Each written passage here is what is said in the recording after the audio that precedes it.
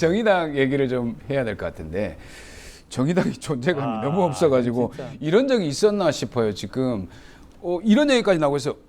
비례의원 총사퇴 예. 얘기까지 나올 정도로 지금 싹 갈아엎어야 된다는 얘기가 있거든요.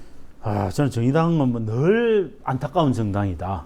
저는 개인적으로는 정의당이 갖고 있는 어떤 진보적인 아젠다 이런 것도 굉장히 중요하다고 봅니다. 그래서 지금 정의당에서 헷갈리는 거는 우리가 노동자들을 버려서 정의당의 정체성을 잃어서 지금 표가 없는 거냐, 아니면 민주당에 이중대를 해서 표가 없는 거냐, 이걸 갖고 되게 논쟁을 하고 있는데 저는 그 논쟁이 되게 무의미한 논쟁이다. 그건 필요 없다. 뭘 하든 간에 대중적이지 못하다. 일단 국민들의 마음의 정서에 와닿는 정당이어야 되는데 전혀 그렇지 못하고 자기들끼리 뭔가 꿍짝꿍짝 하는 느낌, 이걸 주는 거죠. 거기에다가 노회찬이라고 하는 사람이 있을 때는 그래도 노회찬 개인이 갖고 있는 그 6천 몇 번 버서 그런 것들을 통해서 대중적인 이미지를 통해서 뭔가 대중성을 구가화했죠. 심상정 대표는 그것도 못해요. 될 수가 없는 거죠. 그러면은 저는 심각하게 고민을 해봐야 되는 거는, 심상정 대표는 그렇게 진단을 하시더라고요. 자기가 기본적으로 조국 사태 때 우리가 조국의 민주당의 손을 들어줘서 이렇게 망했다라고. 제가 볼 때는 아닌 거죠.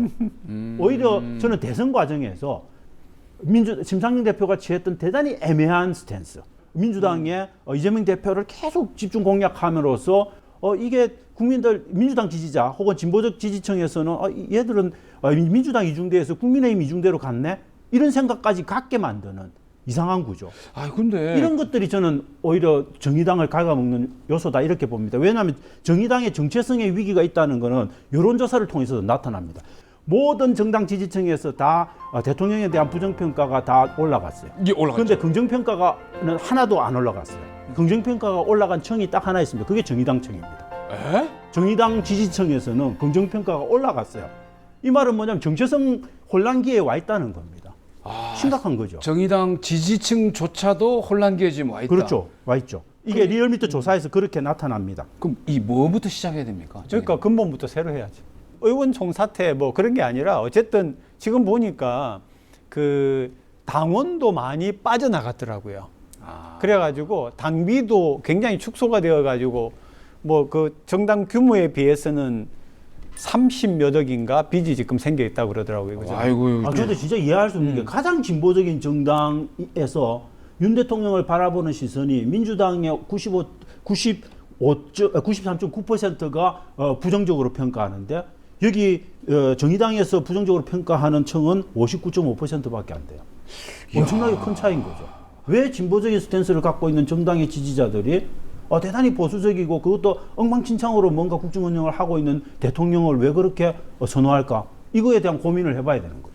어느 방향으로 갈 거냐 하는 정책과 정강이 좀 저는 심각하게 새롭게 구성을 해야 된다라고 보는 거죠. 왜냐하면 이 이야기 하면은 그건 민주당에서 보이는 거고, 저 얘기하면은 그건 국힘에서도 있는 것 같고, 그 뭔가가 있어줘야 되는데 말은 자아 비판을 하지만은 절대 고치지 않습니다. 이런 것들을 가지고 정의당 예를 들어서 그런 거라도 시작을 한다고 하면은 우리가 새로워지겠다, 진짜로. 한 두세 가지를 한꺼번에 해 나가는 게 어떠냐. 국회 자체 개혁. 개혁하고. 자기가 국회의원이니까 내가 보니까 이렇더라. 개혁하고, 그 다음에 이제 생활정치로 가고, 그 다음에 지역정당 활성화하는 그런 방향으로 완전히 좀 탈바꿈을 하면은 대안이 충분히 되죠. 이야, 오늘 이게 정의당 관계자들이 보면 이제 솔깃할 얘기들이 나왔습니다. 저는 진짜 플랫폼 정당을 할 수도 있는 거죠.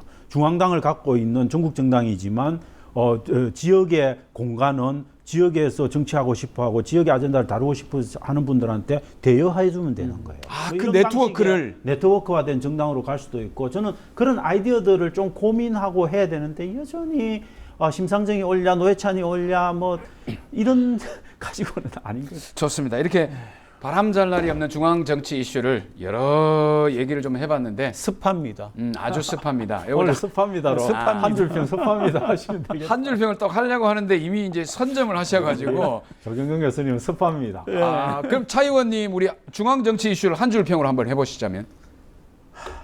저는 목불인견. 해도 너무하다. 목불인견 정말 못 볼 꼴이다 이 말이. 목불인견. 해도 너무하다. 도저히 못 보겠다. 눈 뜨고 못 보겠다. 눈 뜨고 못 보겠다 이런 거죠. 저도 한 줄평을 준비했습니다.